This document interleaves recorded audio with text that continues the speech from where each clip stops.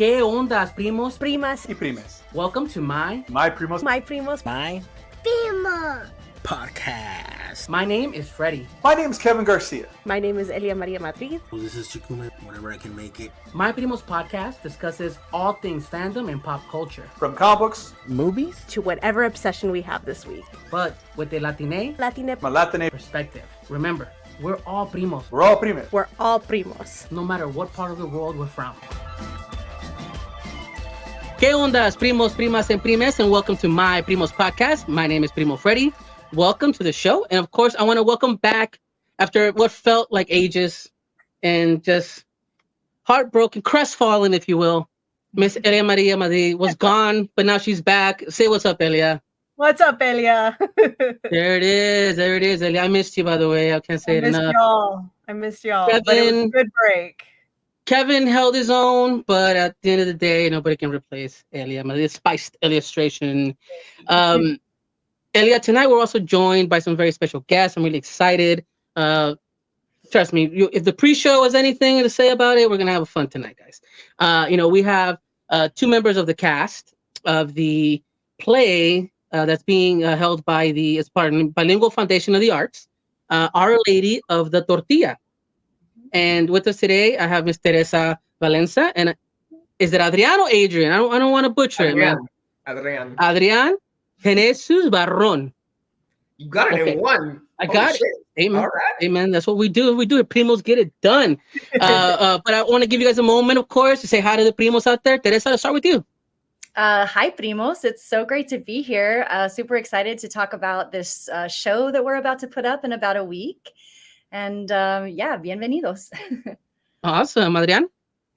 Hola a todos. Mi nombre es Adrián Genesius Barrón, and I'm super excited to be playing the role of Nelson in Our Lady of la Tortilla that goes up in a week's time, as Teresa said. Super excited to be here. Thank you so much. Oh, man, yeah. I'm excited. Elia's excited. I'm ecstatic. I feel the bumps. I'm excited because it's fun. We're all fans of creative here. We talk about Latino representation in all facets. And Primos, remember, you can follow us online at My Primos Podcast and myprimospodcast.com. And of course, check out Miss Elia Madria at Spiced Illustrations. And Mr. Adrián, you have your socials there, and Teresa will give yours out here too. It's here in a sec. But follow them here, guys. We need to have growth. We need to have notoriety, and we need to get seen. That's the whole point, right? Representation in all things. Toda la comunidad. Toda. Well, we have the guests here. We're talking about the play. I'm curious, okay? So I read a little bit of the press release, and I got excited with the art, meaning that we're looking it over. Can Adrián tell me a little bit, what's the pitch for Our Lady of the Tortilla? So Our Lady of the Tortilla is a typical Latino family straight out of East Los. It is crazy stories coming together of just two sons coming back home, dealing with what it means to come back home, a mother and her sister being sisters, but also how they interact with the two sons. My character, Nelson, is bringing Teresa's character, Beverly, home because this is my first time bringing my white girlfriend home. But the overall story is, as this chaotic family reunion is happening over the course of this weekend, how does the sort of heart and soul of this family, my tia Dolores, deal with what is essentially a miracle happening in our kitchen, and just how that spirals out and how that affects and changes the Cantu Cruz family over the course of one miraculous night. Wow, it sounds awesome. I love that. I'm excited because I the fact that we have fans and we have I would say collaborators that are in the Los Angeles area. I know this is exclusively right now in the Los Angeles area. Teresa, tell us a little bit about your role. I mean, in the play, and kind of what that means, and how you felt playing that type of position or role. It's like a duck to water, essentially. I am half Mexican, and I grew up speaking Spanish. I didn't speak any English until I was like 4 or 5, but it's no surprise that I'm playing the gringa in a show, in a Spanish-speaking show. We're actually doing performances in English and in Spanish, so we have a chance to play with both languages, which is really exciting and very much a challenge. playing Beverly is really, really fun because I get to kind of acknowledge and validate my own experience being sort of an outsider in my Mexican extended family growing up. And it's just really wonderful to be able to play in that pool with people who are incredibly safe and artistic and who support you as a performer and as a human being. So it's been a really amazing opportunity. And of course, working with Adrián most closely, I guess, since we, all of our scenes are together, it's just been really fun. We've had a wonderful time and we've gotten to know each other really well as friends. And, just being able to go on stage and, I mean, we haven't yet, we're still a week out, but being able to go on stage and express yourself in 2 different languages as the outsider, I think, looking in as sort of an audience member. I think that was something that Adrián and my director and I were talking about recently, is that Beverly's character is kind of an outsider looking in. She's like another audience member sort of. And it's really interesting to have that part in the play. So I'm just really looking forward to it. It's a blast. It sounds awesome, especially just touching on that, the fact that, like you said, it's, for example, we talk about this here, and we've even mentioned it on social media, right? The stigma of you're not Latina enough, you're not Latina enough, right? Yeah. And that becomes such a gatekeeper attitude, such a shitty way for the comunidad to act, right? Yeah. And I mean, this is this union, right, between everybody in the cast. Can you talk about the cast and kind of like how that came together, and maybe some of the other performers and kind of what they bring to the game as well? It truly feels so like we are playing the roles, like all of our roles are a family, but from the jump, that was so established and so like it happened so naturally. I walk into rehearsal and like, yes, I know these people and I address them by their names, but like half the time my good mornings to everyone are just hola mama, hola tia, ¿qué hubo, hermano? Like, very like, no, this is my family for the next 6 hours. And the community that we have established both amongst ourselves as a cast, but just with our director, with our assistant director, with the members of the Bilingual Foundation, it's very like, it feels like going home in the best ways possible.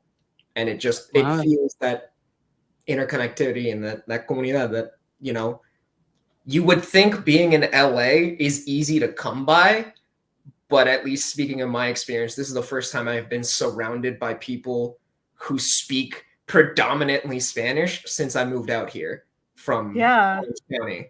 So it's, it feels so good to speak my native tongue without having to be like, I'm swearing or saying whatever, and then I have to translate one and around. It doesn't have the same emphasis, tiene sabor, right? Exactly. I feel you. No, for sure.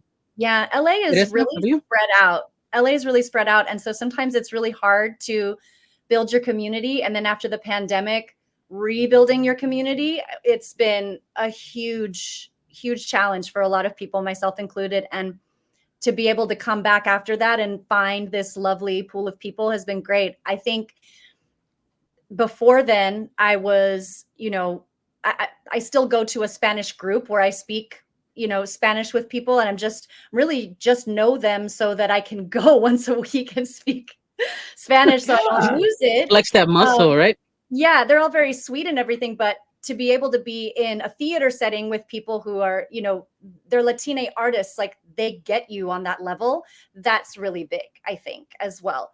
And we have a couple of cast members whose Spanish is their first language. So they're having to work a little bit harder on the English side of things. And then vice versa. We have some people who speak more English. So it's really interesting. Like we're all coming together from slightly different backgrounds, but we have so much in common. And I think, Adrián, is it an all Mexican cast? I think we're all Mexican. Yes, that's the coolest part. It is really an all Mexican cast. It's almost an entirely Mexican crew.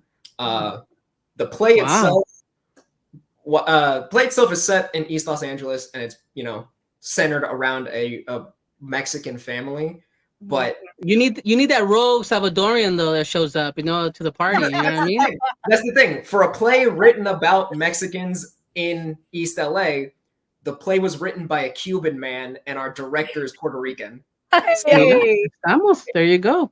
Yeah, there is a blend, and it comes out so much in like the Spanish, especially, of just like hay frases caribeñas, hay frases super mexas. It like, and then there's just the base text that we're all drawing from, and it's so nice to be like, why does this sound weird to us? But then we hear our director say it, and it's like, oh, that makes sense now, because it's different intonations, it's the different phrasing.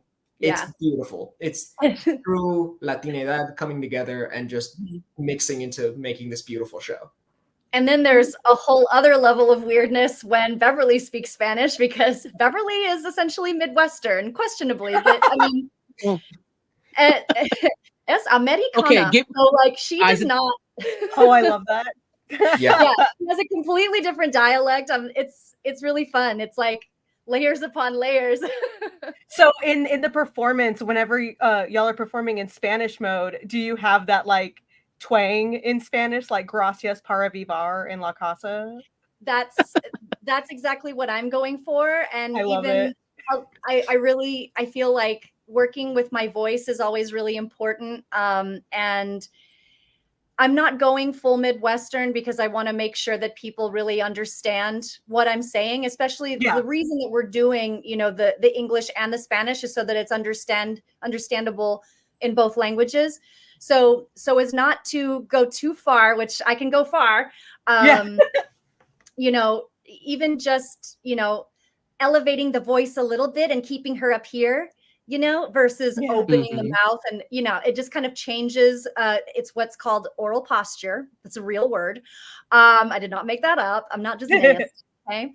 I mean, claim it. Shit. It's yours. Wow, Teresa. Wow. Shout out to later.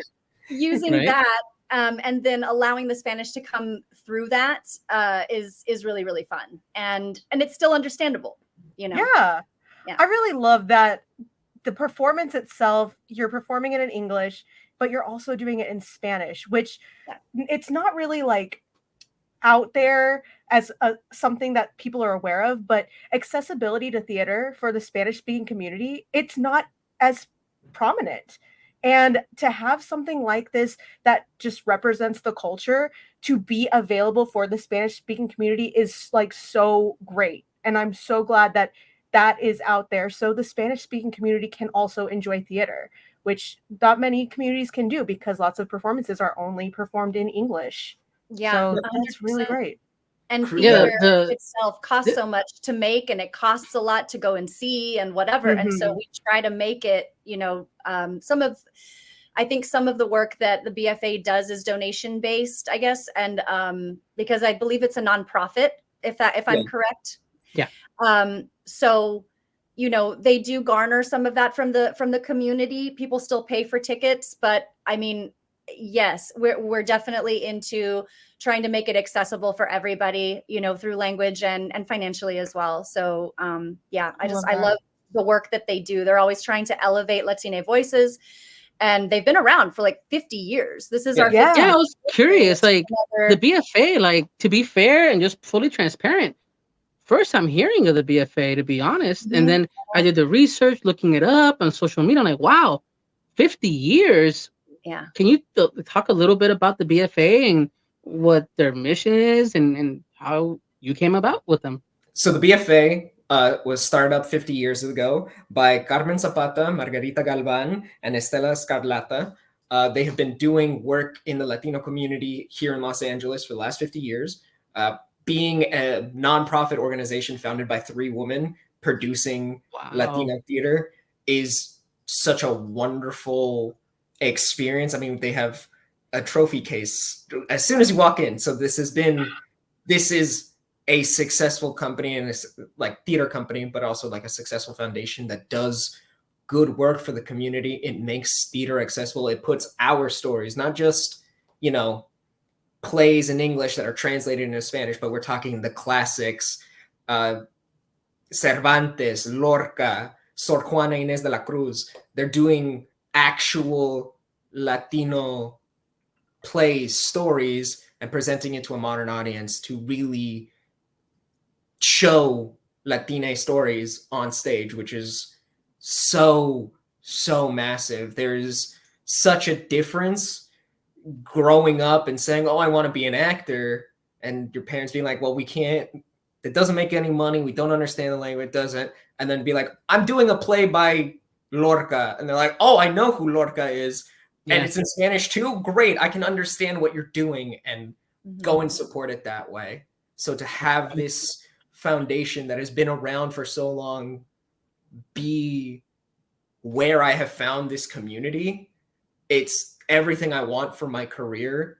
It's something that is so magical to have nowadays, because like you said, Elia, like the accessibility of finding these stories is hard to come by, but it's not that like big of a concept to just do a show in 2 languages. It's not revolutionary, but when it is given to you, it makes it that much special. God, this is all giving me chills, because like I have my background in theater. I did it all through high school. I studied at a university, got my degree, but unfortunately my experiences were not diverse.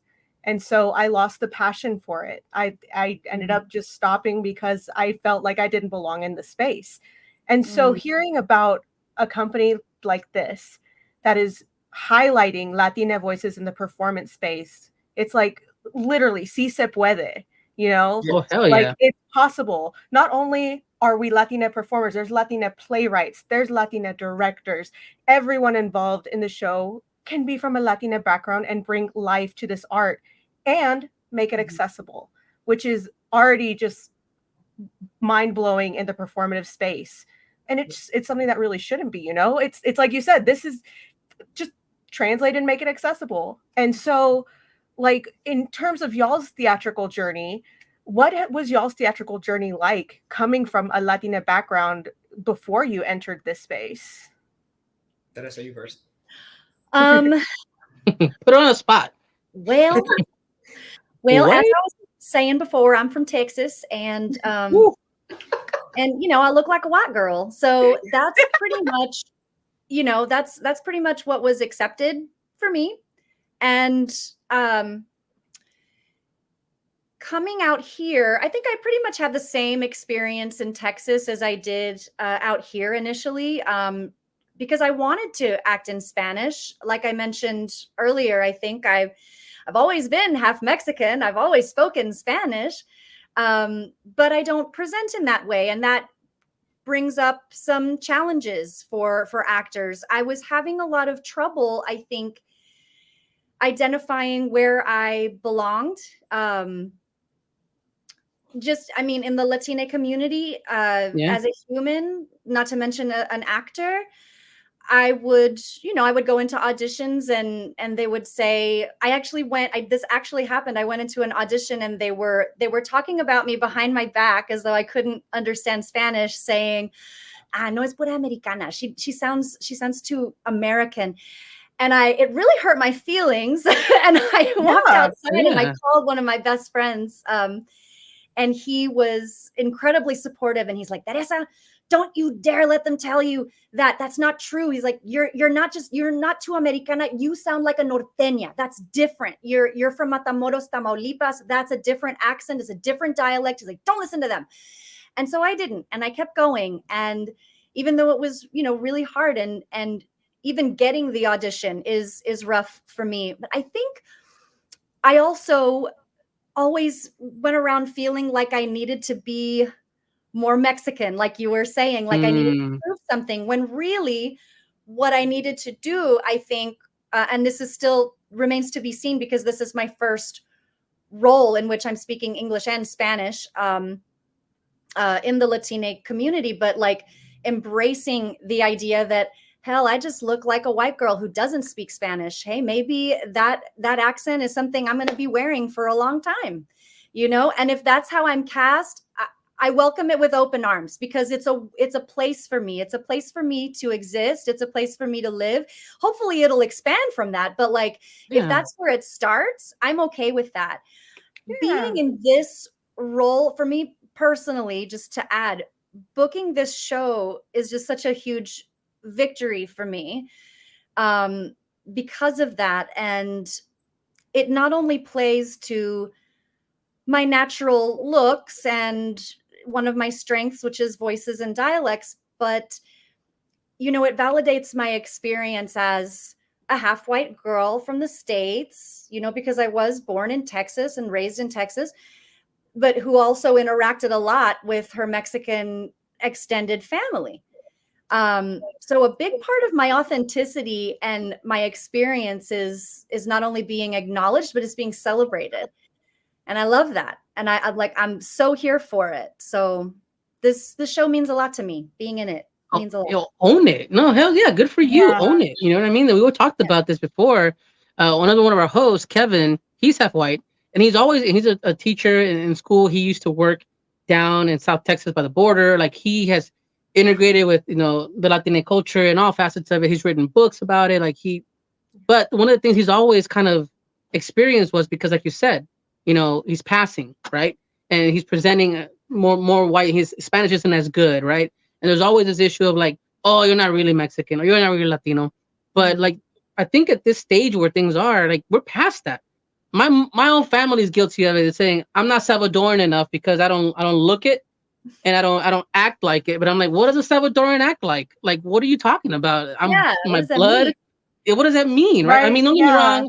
I'm kind of all in for a Spanish Southern twang. Matthew McConaughey, like, orale, orale, orale. Like, I'm down for that. Like, I'm all about it. Like, let's make that happen. Adrián, I don't know what you need to do, man, but that needs to be maybe a character, Maybe. But I feel what you're saying, Teresa. Like, the fact that you have to why do you have to work twice as hard, 3 times as hard to prove something? You are who you are, regardless of it, right? And, I mean, these experiences are shared throughout the community. Everything from the color of your skin, the how good is your Spanish, right? I mean, like, are you an Osabo kid, right? All that stuff, So it's awful. Adrián, what about you? What's your experience coming up and getting in the game like that? So, as opposed to Teresa, and I don't say that in a negative way, I am a child of immigrants. Both of my parents are from Mexico. My dad from Mexico City, my mom from Guadalajara. I was born here, but I was raised half and half. So half of the year I'm in Mexico, half of the year I'm in here. Funnily enough, I learned English through Shakespeare. Like, that's one of my favorite things to say. Like, yeah, I was in school and like I heard English all the time, but I was like, well, if I'm going to be forced to speak this stupid language, I might as well learn from the best. Who's the best English person? Shakespeare. For me, it was Zach Morris. I'm going to say it was Saved by the Bell. That's where I learned. And Zach and the Zach attack. So there you go. All right. But yeah, so like theater has always been like what I've been around, what I've been drawn to steal a quote from Dave Chappelle. My parents did just good enough for me to grow up poor around white people. And because of that, I was for a majority of my life, like the token Mexican. I was the only, I didn't speak English until 2nd grade. And the first thing that anyone ever heard me say in English was, son of a bitch, I don't want to take this pop quiz. That's true. There you go. He's one of us. Yeah. The nuns had a field day. It was fantastic. But growing up and being in theater, because I wasn't, your stereotypical white boy, and like I used to be a lot fatter when I was younger. Like I lost 150 pounds going into college. They didn't really have a place for me in like the generic what a theater person is. If I wasn't typecast as like the help, I was a comedy relief character, or they're like, yeah, sure, here, play a romantic lead, but we need you to be the most obnoxious Latin lover, like full on Adrián stereotype, because that's like what you are, right? You could do that, right? And I'm like, yeah. I love how that's the mark of like the obnoxious lover is Eugenio Derbez. I'm with you. I mean, again, I grew up on Familia Peluche and then watching Yeah, La Adrián Peluche, Uribe right? play Yeah, Luthor. yeah, Like, yeah. and because Adrián Uribe and I are tocayos, anytime I'd go to like to Mexico City to spend time with my family, they'd be like, "Oh, you want to be an actor like him? All right, do a Vitor." And I'm like, It's like we're I don't trying sound not like to. that. Yeah. I don't sound like Let me that. be different, man. Let me be different. I'm not Yeah. always Hector. I'm not always the Hector in the movie, you know, in the film or something. I got you. Exactly. Yeah. And so, and like because of that, sort of like I grew up being a bit more kind of gatekeepy in regards to my Latino experience, and like because I was the only one who spoke Spanish, the other Latino people I'd be around be like, "Oh, you're an Osavo kid. I'm better than you, haha." And I was like, "Wait, why am I doing that? If we're both being, made fun of and like ostracized for this, why am I doing it more? No." So eventually, I obviously stopped doing that because now just anyone I could find to like say, "Oh, we share this thing. How beautiful that we share this thing." Yeah. Especially like in college, I was lucky enough because I got grants and pulling a card and be like, "Yeah, I'm an immigrant. Give me money, Yeah. please." Yeah, please, shit. Yeah.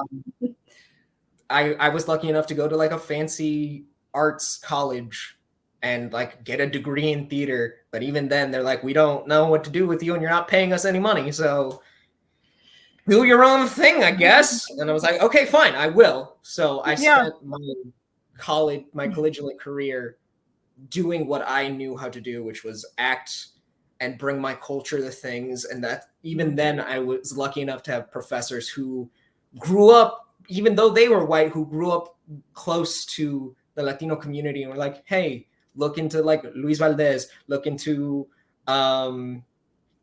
Lorca or Sor Juana and just go and do that. If you want someone like modern day, like one of my professors who I love dearly put us going into watch John Leguizamo's Latin History for Morons. Like she like wrote that into the curriculum for the semester. She's like, "You're in my class and you need to see something for yourself." And I hugged her and I cried. So yeah, bringing my culture to my acting and moreover to like every facet of what I do as an artist has been the goal from the jump, and it has always been the priority. And I have fought in tooth and nail to have it be what it is, because if I wasn't going to do it, I know for a fact that the institutions I was in weren't going to do it for me. And if anything, they were glad to use me for the help, glad to use me as a body. Very, old school oppression type shit of just like, "Yeah, we got a fucking beaner here. Like, have them work." Yeah. Like, put them to work. Put them to work instead of I want to do something because I have the artistic capability. And like half the time I'm smarter than most of the people because I put in more of the work. Mm-hmm. So to finally find a community where like all of that, I don't have to worry about that. Being with the BFA has really just been like liberating. Just be like, I don't have to explain half of the shit I do because you understood. It's understood. Like if I get a direction and I say, "Oh, it's like this," they're like, "Yeah, absolutely. That's exactly what it is." I'm like, "Oh, thank God. I don't have to go into this cultural diatribe of like, well, this word, this very specific phrase means 8 different things and I'm using it this way." And it's the emphasis is here and this really means this. Yeah, you don't have to do that with your own, right? Exactly. But let me ask you this, and let's just throwing a curveball out there. I know, again, we're talking about Our Lady of the Tortilla, putting on by the Bilingual Foundation of the Arts. And this is supposed to, I think it launches, a time of recording, but this is out. This would launch September the 27th, Yes. 28th and 29th, as well as we're looking at ahead here, October 4th, 5th, and 6th. And we'll, of course, we'll post this on our socials here as well. But of course, you can just search Our Lady of the Tortilla and the BFA. You should come right up. That's what I did to find it. But I have a curveball here for you. Okay. So me and Elia, I would say us, we're writers or creators. Elia is an artist. She's a streamer. She's also a writer as well. And we always talk about putting ourselves into these books, right? Into these comic books, into these creations that we make, whatever it may be. But we also don't think that it's just for Latinos, right? We want this to be our stories being shared, our images being shared, the same way the fucking market is saturated with white people, right? Every other race, the Black, Asian, even LGBTQ, all these communities are always fighting for what we feel is one space, right? But the reality is we need to be everywhere. And so is this place something that anybody can come, or is it just strictly for the Latino side of the community? Yeah, I'll take this one. I was actually thinking about that earlier before we started talking, and you know, yes, it's an English Spanish show, and yes, it revolves around around Latina culture, but it's well rounded enough and universal and human. Most of the themes in it are very digestible, very acceptable. So I think anybody can really enjoy it. And I personally, I guess you may have to be a certain type of person to, you don't want to go and like, learn about a little bit about a culture that you may not know as much about. That's always fascinated me though. I love going to see Asian theater. I just love to expand my knowledge and my understanding of different cultures, especially, having my own. So yes, I do, to answer your question, I do really think that it's very well-rounded and really easy for anyone to enjoy. Another thing is that there's some cursing in it. Like it's like maybe like PG to PG-13, but kids can watch this too. Like anybody can enjoy it. Yeah, to build off of what Teresa is saying, yes, I think all theater, like the goal of theater is to tell a story magnificently to an audience. Yeah. In doing so, it has to be universal. And while this is a very heavily like Latino family, like a truly Mexican family, crazy family dynamics are universal. Bringing someone to home for the first time to your mother is a universal theme. Yes. Cultures mixing is universal. This is for everyone, and it is an added benefit and an added joy that it is by Mexicans for Mexicans in Spanish as well. I love it. I love it because there's always this stigma, right? You talked about that, Adrián, about it's a Mexican cast. They must tell a Mexican story, and they must tell these things and eat these things and do these things, right? Now, there's something to be about being genuine, right? I get that. There's a genuinity to everything we do because that's our life, that's our people, that's our culture. Mm-hmm. But at the same time, it doesn't mean we only have to do barrio stories, right? It doesn't mean we only have to do shootings and the bad guy. Like, I love that Michael Peña went to space. Like, fuck, like I love that. You know what I mean? Like, like that's the shit that I want. You know, like we've always, a primo from I think earlier in the season, he says the Latino people, have always been told to look towards the ground, being agricultural, be it working with your hands. It's always keep your gaze low. But we want to look to the stars, right? We want to be more than that. I want sci-fi. I want all these things. I want a Latino Atlanta. Like I don't need it to be something that's just Latino centric bubble. It can be anything, but we have Latino faces there. I mean, what are your thoughts on that, Adrián? Right there. Yeah, definitely. I think we exist everywhere. It's not like there is no exclusionary, like my dad and I joke about this all the time because no matter where we go, we always find at least one other, be it Latino person, but like I've been lucky enough to to have traveled for school and for work, and like no matter what happens, I'm always gonna find one Mexican there that isn't me, and it's just like oh my god, you're here, great. It's like your spider sense. Like exactly. I feel one. Exactly. And even then, even if it's not just someone who's Mexican, like you're absolutely right. Finding just Latino faces anywhere and everywhere, it's so beautiful because sometimes it is the center focus and it is what's important. And sometimes it's just a thing that happens that is there, that is true for real life. It's not like, I mean, yes, we have things like Little Tokyo or like pockets of areas that are very distinct. But at the end of the day, you go outside, you're going to see the whole spectrum of mestizaje wherever you are. And that's beautiful to know that no matter what, again, this is a universal story because we live in the world that is also universal. Yeah. So true. And what you said, tip my hat to you, what you said about looking to the ground versus looking to the stars, wanting to look to the stars. That gave me chills. Like, that's so beautiful. That's the whole thing. It's all about that. It's all about up-leveling, expanding, inclusion, all of that. And as theater actors in particular, I mean, I guess all actors, but I feel, especially being in theater, because it's existed since the Greeks, I guess. I think that's really important. It started from the very beginning and it's grown so much. Like, we need to grow with that. We need to move with a flow. We need to expand. And yeah, that's what we're all about, for sure. Awesome. I mean, I'm a hater, I would say, because now I gotta fly home to see my mom and find a way to get there before the show runs out. Because I'm like, man, yeah, I'm from LA. I grew up in LA. I'm from LA. You know how you said LA is so big? Because I'm sorry, if you live in Pacoima or you live in the Riverside, you're not in LA. I'm sorry, you're not. No. I'm in NoHo, okay? I'm in LA. All right. You might as well be Hollywood. You're Hollywood. You're in Hollywood. You're good. If it's Silver Lake or if you got like Atwater, then you're just in a whole different world, a different planet. Especially because you got the Atwater and then the Glendale and all that, and then Burbank. You might as well be another planet.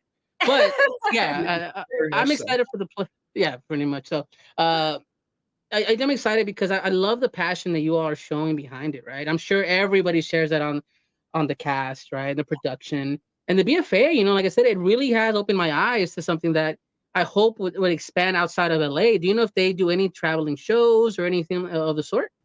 I believe they do. It depends on the show and how much traction it gets. Earlier, there were talks of either this show going on tours, maybe locally. Sure. I know they're like sort of yearly holiday show, Too Many Tamales, does tour a bit, if I'm remembering correctly. I could be wrong on that. But while the BFA is centered in LA, they do have contacts elsewhere and they do help out not just LA, but, other pockets across the country. It's something that their artistic director right now is very much trying to build up towards.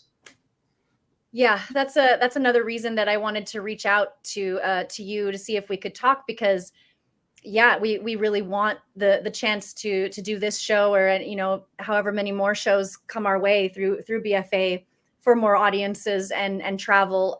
We were talking about we were asking our director if there was a possibility for an encore, since a lot of our shows are selling out, which is amazing. That's awesome. We don't go to theater anymore, and our shows are selling out. So that's in and of itself is such a huge gift. And we were like, oh, maybe encore performances. And they're like, sadly, that doesn't seem to be in the cards right now, but maybe we could take this, travel it, take it to schools, whatever we can do. So we're down. We're ready. I mean, I'm not going to say I know somebody that's a chair at a annual convention that happens here in Texas every year. They may not have access to the cultural center here in Dallas. I'm not going to say I know somebody that can maybe convince somebody to make an event happen, but hey, basically, I would love it. Honestly, that would be like such a dream come true, because as I said before, I'm from Texas. My mom lives in Euless. My dad's in Fort Worth. To be able to come from there, come out here, do the work, go back and show it. I mean, come on. That would be incredible. And it would be you may want to just share a production of La Comunidad to the comunidad over here. It's like sharing. Yeah. Totally. Yeah, it'd be a blast. I mean, I'm just saying, Elia's the one you want to talk to, guys. Elia has tiene palancas, you know what I mean? So she can make it happen. Okay. Amazing. I mean, maybe a mordida will help, but she has palancas for sure. I'm just gonna say. All right, it is what it is. Our people, us, will talk to your people, and we'll.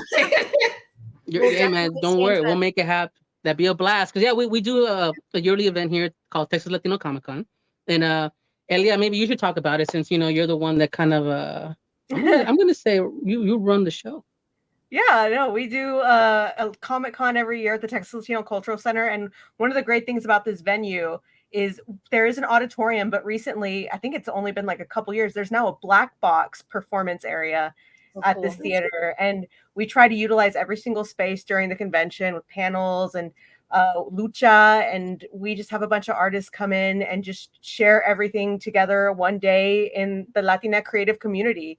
And I love so much bringing in creators from everywhere to share their work. And I think performance art is something that we very much need in the Texas Latino Comic-Con space. I think so too. But not to I want to make sure Primos are listening out there right now. Of course, Bilingual Foundation of the Arts presents Our Lady of the Tortilla. This again, it is launching this week as of recording. As of recording this, you guys hearing it there, and as well, of course, we have a show on October 4th, 5th, and 6th. So, we're gonna move forward a little bit. But is there anything that you, Adrián and Teresa, want to talk about the play, or anything that the listeners here need to know that you feel, hey, you want to get this through so they can come out and support? Did I see you first? I mean, I feel like we've covered so much ground, and I really appreciate everything that you've been asking about. This feels like a really full circle interview. I'm trying to think of what else we might be able to mention. I mean, don't worry, put you on the spot. If you no, it's okay. It's okay. Yeah, no pressure. No pressure. It's not like people are gonna listen and watch everywhere. It's not like I'm in front of people.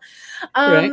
No, but I think just reminding everybody that that this is for people who understand English as a first language, who speak Spanish as a first language, for anyone who's interested in learning more about the Latino culture. It's good for adults. It's good for kids. It's universal. And we're really excited. Awesome. Yeah. Adrián, what about Adrián, save me. I don't know what else to say. No, that's good. I'm swinging, man. Mira, lo voy a decir todo en español. Esta obra es un proyecto lleno de amor, y es un orgullo y un placer poder presentar esta obra a mi comunidad y a todos los que vayan a venir a apoyarnos, ambos en inglés y en español. Es algo bello poder demostrar una historia latina, mexicana al mundo, y especialmente poder hacer teatro en mi lengua nativa, mi lengua materna. Y sería no nomás un orgullo en poder presentar y demostrarle a la gente lo que hacemos como actores, pero en poder compartir una historia universal con el público, con la audiencia y con todos ustedes que nos vayan a poder apoyar, porque realmente viene del corazón, lo hacemos con mucho amor y con mucho cariño, y es el placer y el honor de mi vida, ambos como actor y como persona, poder compartir mi cultura con el mundo. Entonces, por favor, vengan a apoyarnos. Nos gustaría que ustedes vinieran a ver Nuestra Señora de la Tortilla, hecho por el Bilingual Foundation for the Arts, al final de este mes. Damn, Adrián, man, that passion, esa pasión, lo que es, ¿verdad? Ser un latino con una causa, ¿verdad? Lo que es tener esa pasión para poder manejar también lo que es la lengua, ¿verdad? Para poder dirigir esas emociones para que la gente los entienda. So I'm very excited the fact that this is what contemporary theater has become, right? If we talk about it in that sense. Because, yeah, you talked about the classics. You talked about Borges. You talked about Lorca. You talked about all these old writers that I devour. Gabriel Garcia Marquez is one of my favorite authors, like devouring these things, right? But contemporary theater is something that isn't really looked at anymore, because we talked about it in the previous part about my experience with Les Mis, right? Like, great show, amazing show, but it's, obviously dated. French Revolution, right? But I love that this is contemporary. I love that, like you said, it's interchangeable with just family, right? It's not just, it is a Latino story, but it's also interchangeable. It's a human being story, right? And that's the thing we always want to talk about. Yeah, I'm my own person. I have my roots, my culture, but I'm not like a leper. You know what I mean? Like, hey, we can mix, we can talk, we can share. That's what it's all about. Yeah. So definitely. We're gonna take a quick break. Primos, stay with us.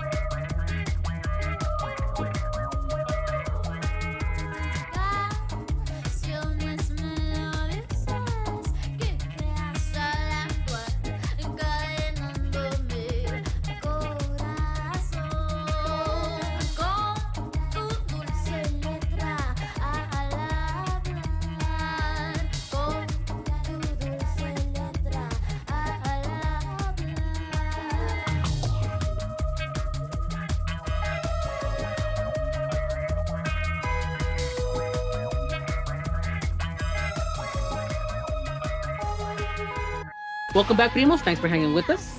And so, best part of the night is, of course, just thanking our guests. I want to thank Adrián for coming on, Teresa, of course. I hope you guys know that this is an open door. You just come through whenever you feel like anything you want to just hang, shoot the shit, promote. Don't hesitate, reach out, please. Okay, just know the Primos are here to support and just hey, you're part of the family, right? So let's That's let's so keep cool of that you. Thank you. open. For Gracias, sure, bro. for sure. No, Same pues with sí. you, gracias. No, pues recommendations and kind of hyperfixations and things we're into is kind of what we do here at the end. Recently, I got really into this film. I mean, it's on streaming. Me and my son, my wife, when this was first announced, we were pumped because of how ridiculous the premise was.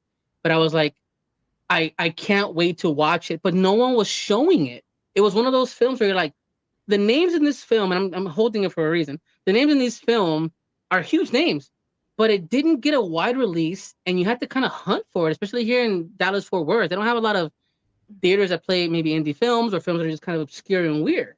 But we even paid for it, like on streaming. We have to watch this film, and it's streaming again for free. So, Primos, I'm talking about The Unbearable Weight of Massive Talent. Oh my God, that's so funny you mentioned that. Okay. Nicolas Cage, I was Pedro literally- Pascal. Yes. So I was literally just talking about Pedro Pascal last night with my brother. We play this game where you guess the top 4 IMDb movies of whatever actor. Oh, It's cool. like a fun little game. You can make it a drinking game or not or whatever. And that was my first one to him because I'd been talking about him recently. I just think he's amazing. And yeah, we talked about Massive Talent the other day. That was such a good film, really. Adrián? I'll say Yeah. two, three quick little things. So, funnily enough, Pedro Pascal and I have a connection, i.e., we went to the same high school. So, Hey. Oh, there's okay. a couple of my friends actually were in his class, and they called him Peter. So that's weird. That's weird to know. Yeah. Yeah. We also had a party at my house for El Día de la Independencia on Sunday, excuse me. Sunday. Yeah. And we did talk about this movie for a bit, Teresa, our director, and I. And weirdly, my day job is I work for the National Association of Theater Owners. So if you want to see more movies in theaters, go to support your local movie theaters because that tells studios, hey, put shit in theaters. Yes. It's not Please sponsored by my work, but however, please do because it keeps do me it. employed. Man, I had to drive to, Elia lives on the other side of the world, apparently, because she can never come to Fort Worth unless Okay. something amazing is happening. Okay? She lives like in fucking, I don't know where you live. You live on the moon, apparently, because we can't ever happen. But I drove way the fuck out to like McKinney and past Plano, going to damn near. I didn't know that going to Frisco, you have to, passing Frisco, there's a lake and a little hidden little town, apparently, with like boats and a dock. No clue. But I went way the fuck out there to watch Problemista. Way the hell out there to watch that movie because no one was showing it. And I had to pay like $25 a ticket to watch it because I was like, damn, but I wanted to support it. I wanted to see this freaking movie. But why I bring this one up is because it is so much fun. It is the fanboy. It is Nick Cage just letting loose because I feel like in the last few years, that's what Nick Cage has been doing. It's just kind of Pig was dope. He's been doing what was that one movie where he was in everybody's dream scenario? Oh, yes, I saw that too. And like stuff like that has just been scratching an itch for me because, like I said, I love film, I love writing. We come from that world, me and Elia. And to watch this film, just how fun seeing these two great actors on screen together, just tear it up, man. And so if you haven't seen it, I really highly recommend it, especially if you're a fan of film and just writing in general. Great characters. I mean, it's just seeing these two guys play on screen is just a blast. So I definitely recommend it. Do you all have something to say about the film? I know Adrián and Teresa just saw it and talked about it, but oh, it's so good. It's such a wonderful film. It's been a while since I've seen it. I actually saw it in theaters. You're welcome. And with my brother, and it was absolutely hysterical. We were just talking to our director Izzy the other night about it, as Adrián said, and the thing that I brought up was the GIF that's come up now of of Nick Cage in the car, like steering it. Yeah. And they're always totally tripping, and he's just like, yeah, like so Yeah. excited, and how amazing that is, and how universal, and how they can flip it and change it and like make it about anything, and it works. It's so good. I'm gonna put that GIF right in here. Watch, don't worry, it'll be right in the screen. When I edit this, I promise. It's hilarious. Great. Adrián? I mean, it's a phenomenal movie. Seeing Nick Cage just be Nick Cage is everything I've like. One of my favorite Nick Cage movies is Face Off. So to see him channel some of that is always fantastic. And I think we can all agree Paddington 2 is an underrated classic, and everyone should watch Paddington 2. Paddington 2, man. That movie's so popular and so heartwarming at the. It's like it shouldn't be as good as it is. Like my kid and me, we watched it and we're like, my kid's 15 now, and we're like, why is this fun? Why is it so good? It shouldn't be as this good for a kid's film. Exactly. Yeah, I think I cried at the end. Wasn't it like tear jerky at the end? A little bit. Okay, I think it was a lot for me. I didn't even watch the whole thing. I came in and sat down at like 10 o'clock at night, and I was like, "What the fuck are you guys watching?" And so you were in the right mind. You needed that cry. You needed that cry. Apparently, the universe was just like, "I'm gonna give it to you." So I sat down and started watching it, and by the end, I was just like, "Oh my god, Paddington!" Yeah, there it is. Well, yeah, guys, go check it out. It's on Hulu. If you have Hulu, it's on there. So please check it out if you haven't. I really recommend it. Let me know what you think at My Primos Podcast. Elia, what about you? Anything that we need to look into? Anything you recommend? So I've been on break. So I've been consuming. I've had time to consume media. But I'll name a couple highlights. The first one was I found a movie on Netflix that I hadn't seen anything about. But again, there was a stacked cast. And the premise just seemed absolutely ridiculous. It's called Unfrosted. And it's the story of the feud between the Kellogg's brand and the Post brand and how the Pop-Tart came to be. Now, it's all just a spoof of the actual story, but it's got comedian after comedian. Like Jerry Seinfeld directed it and starred in it.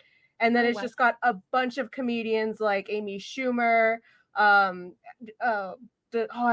forgetting all their names now, but it's just got a stacked cast, and the writing is hilarious. And it's one of those movies where it's like it's meant to be funny. They were going for a funny movie, and I was cracking up. I wasn't expecting to find it, but it was just a random find that I was like, let's watch this, and it was hilarious. And it's the untold story of how the Pop-Tart was invented, unofficial, because it's absolutely ridiculous. No, it's funny. Like the mascots end up staging a coup. It gets ridiculous. I get hooked on that show, the History Channel, The Food That Built America. I get wrapped up in that show. It's similar. It reminds me of that vibe, like kind of giving you the, hey, this is what happened. Here's a little bit of nuance in between. But with and here's SNL twist to it. Yeah. Okay. What else? I watched Beetlejuice this past weekend. Yeah, the new one? Yeah. Oh my god, I love it more than the first one. I thought it was perfectly camp. Like it was so camp in the best way, and everyone who came back did their roles amazingly. I loved all the characters minus a couple because you're supposed to hate them. And no, it was just like when the movie ended, I'm like, Tim Burton's back. It felt like some of his old stylings had a mix of the live action. It had some of his animative stylings in the movie as well, and I ate it up. I thought it was great. Cool. Yeah. I always thought that Tim Burton directed Popeye, but I know I'm wrong, right? The Popeye movie. No, because it gives me that vibe every time I see Tim Burton movies now. Because we watched. I'll be fair. I'll be honest with you. We watched the trailers to the Tim Burton Batmans because my kid was saying, "Why are these necessary? Why are these must watch?" They're kind of fun to watch. Yeah, no, they are fun. They're so fun. His are fun to watch. They're fun. And I was thinking Popeye seems like that vibe, like it should have been a Tim Burton jam, Robin Williams and all that. But I don't think it is. I mean, I could easily Google it, but I just won't because. Teresa, what about you? Anything that it's been watching into, recommend for people? Yeah, for sure. I actually thought of something to kind of tie things in with. So the other night, I decided to go and see a movie by myself because sometimes you do. Yeah. And I wasn't sure what to go see. And I kind of looked last minute. There was this film showing called City of Dreams. Have you heard of it? Mm-mm. No. So I feel like I could be totally wrong. I feel like it was made maybe last year. It might be a little older. So I was surprised because I remember being surprised that it was in the theater. But it's about a little boy who was living in Mexico, and he had dreams of becoming a soccer star. And then he got, I believe the way that it happened was that he got sold for that. Like he was told that he was going to be going to this soccer camp, or like that was the intention, but then they drugged him and they put him in this underground LA sweatshop. And it's very hard to watch. I'm just going to be completely honest with you. It's really hard to watch. The kid that played the boy, it's his movie. He made it. And like they interview him afterwards and he talks a little bit about it. And he's like, I made this film. He already looks older than he was when he was in it. And I was just blown away at this kid. It was incredible. And it was shot beautifully. It was, in my opinion, it was maybe a little long, and it was very violent. So it was hard to watch. But let me tell you, it definitely brought a lot of visibility to an issue that a lot of people don't know about. And, and it's a Mexican issue. It's an American issue. It's a universal issue. So I found that to be very, very good. Wow, no, I'm intrigued. For a kid, like I was amazed. I'm down. City of Dreams. Okay. I feel like that needs to be Adrián, what about you? Watch and talk about. Oh yeah, for sure. What about you, Adrián? Anything recommendations for the primos out there? Yeah, a couple. Mainly just because I like to yap, but I think I and a sizable portion of an international community are grieving over the fact that JJK ends next week. As the time of this recording, dude, I am like, I have to go to a work conference while that last week is happening, so I'm like turning off the internet. I need. You to take can't. time. I need to take time for myself to just more like I'm a Gojo Yuta cosplayer, so like. Okay. The reverse Kakashi. I'm not ready for that, but everyone should read JJK. It's great. As for actual recommendations, though, I have two. In regards to theater, because I'm always trying to read and I'm always trying to get things out there. One of my favorite plays ever, also written by a Mexican playwright, is Cloud Tectonics by Jose Rivera. Sorry. It's a beautiful magical realism play about one guy in his life and how he finds love, and a lot of these themes that our show deals with: family, love, like relationships between your brother versus relationships between a potential lover and a child. Like, it's a beautiful play. I highly recommend that for everyone. On the flip side, the week after our show closes, I will be in another show of I'll be in Romeo and Juliet by a wonderful company. I've heard of that one. Yeah. Yeah. Romeo and Juliet. Yeah. By a wonderful company out here called Southern Bard LA, at Southern Bard LA on Instagram, where I will be playing Tybalt, the Prince of Cats, and fulfilling a role of mine ever since I saw John Leguizamo do it. Leguizamo, I was gonna say it. Southern Bard's whole thing is that we do these Shakespeare plays in a bar with Southern accents. So, like you were saying, that sort of McConaughey, all right, like I have to find that. Orale. I'm telling you. I have been wanting to see Shakespeare performed in Southern accents because I'm like, I feel like that's how it's supposed to be done. So correct. I feel like I need to go. It's so great. It's so much fun. This is my second show with that company. The first one we did Midsummer Night's Dream. I played Oberon and Theseus, which was another dream role of mine. So that's so cool. A beautiful thing. That would be October 12th at the Roguelike Theater, the Roguelike Tavern here in Burbank. But yeah, that's even if you can't come out, I hope people do. But Yeah. that William Shakespeare guy, he's kind of cool. He kind of Thing. The Universal Billy stories. Shakes guy, pretty Yeah, good. Man, some pretty good stories. Up and coming author William Shakespeare. Yeah. Up and coming Yeah. underground actor man William Shakespeare. Yeah. Yeah. Right? Y'all, No. and just in general, if you cannot make these performances, if travel is a thing, please go support on social media. And for the ones that are nonprofit, make donations, help these communities, Please. share, spread the word, because even from afar, we can support and uplift. All right. Definitely. Yeah. That's how we get things done, primos. We get Heck things yeah. done. That's what primos do. Yeah, I have something else that that I can talk about as well. Another project that I booked earlier this year. It's a short film. It's called Cry of a Dreamer, and it was directed by Betaloo Green in Atlanta, Georgia. It's a really, really beautiful yet very sad, concerning story about. It was actually his personal account as a young African American boy growing up, going to school, and he was accused I think he was about a 7-year-old. He was accused of trying to bomb his school. And I play the What? teacher who has to go in and kind of do some damage control and talk to him as a trusted adult. It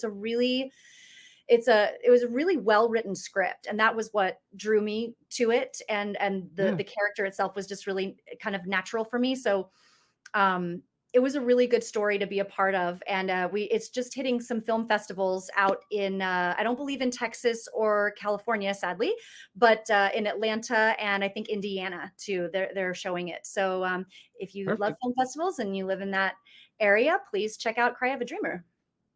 Ooh, wow, that's awesome. It's such a heavy subject matter. Yeah. But 7.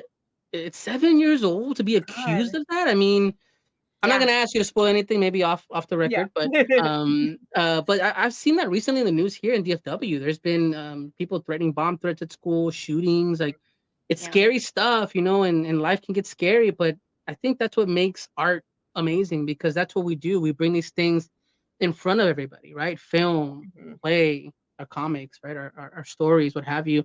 And I love that we can come together from everywhere and just make these stories make an impact, right? That's insane. That's crazy. 7 years old. Wow, that's a true story.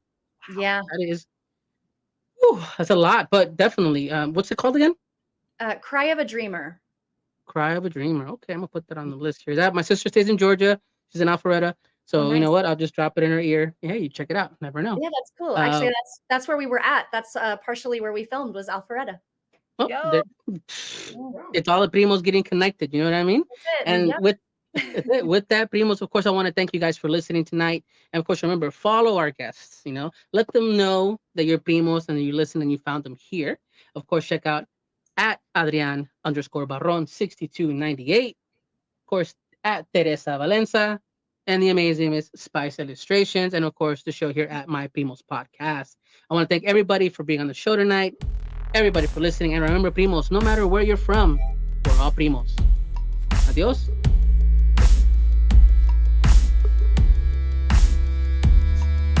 My Primos Podcast is produced by Chikume. This week's episode is hosted by Elia Maria Madrid. Check her out at Spiced Illustration. I want to give a big thanks to our guests, Teresa and Adrián. And go check out Our Lady of the Tortilla, Nuestra Señora de la Tortilla, being put on by the Bilingual Foundation of the Arts. Check them out at bfatheater.org and buy tickets.